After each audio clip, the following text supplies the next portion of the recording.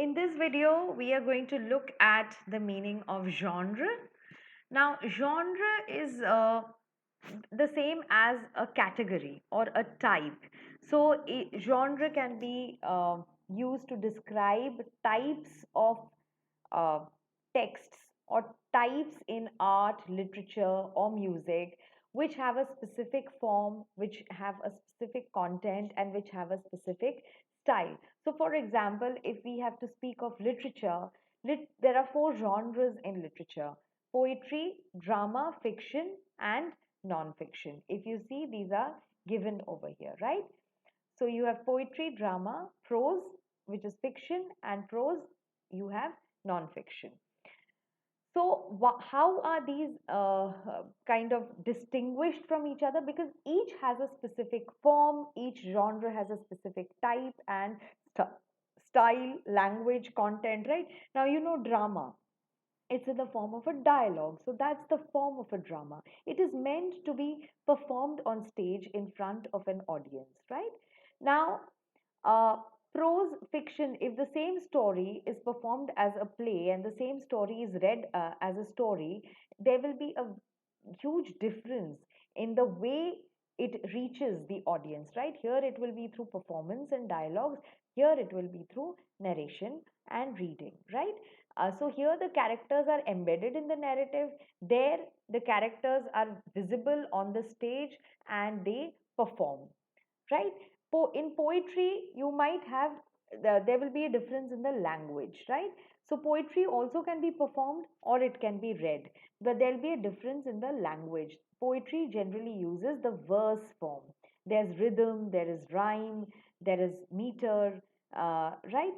Now, in poetry also, you may have other sub-genres like epic poetry, like elegy. Elegy is a poem which is written to mourn, to lament the death of someone, some dearly loved person. It is to grieve the death of that person. Ode is written in praise of a person.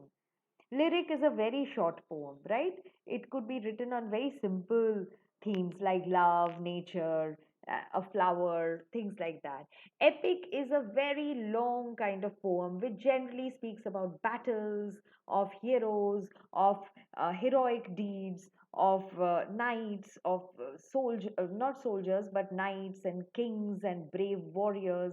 So that's epic poetry. So within each genre also you have subgenres. Similarly, under drama you can have tragedy, you can have comedy, and you can have a genre which has a mix of both. So for example, Shakespeare specialized in these genres, right? If you had to look at tragedies of Shakespeare, you will have Macbeth, Julius Caesar, Othello, and it is very distinguishable because in the end the protagonist dies, and there's a lot of violence, and there's a lot of sadness and anguish that you feel because the person you're rooting for, the protagonist you're championing for, ends up dead. And what makes it worse, what makes the tragedy more poignant, is the fact that uh, the the protagonist was a really nice person, except maybe for a flaw, for a small drawback.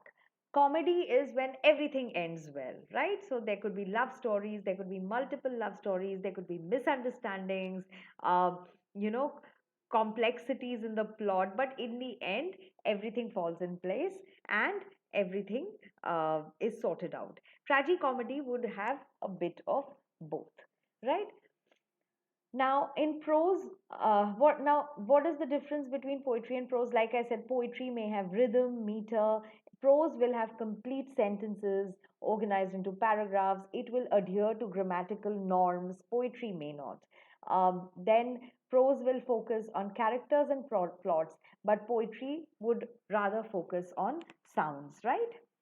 And then you have in prose also, in fiction you have realistic, non-realistic, and semi-fiction. So these are the genres in fiction. In non-fiction, again, further genres would be personal essays, scientific papers, reports, etc., right? So these are the kind of this is what is meant by genre. Genre primarily means types or categories in any broader area.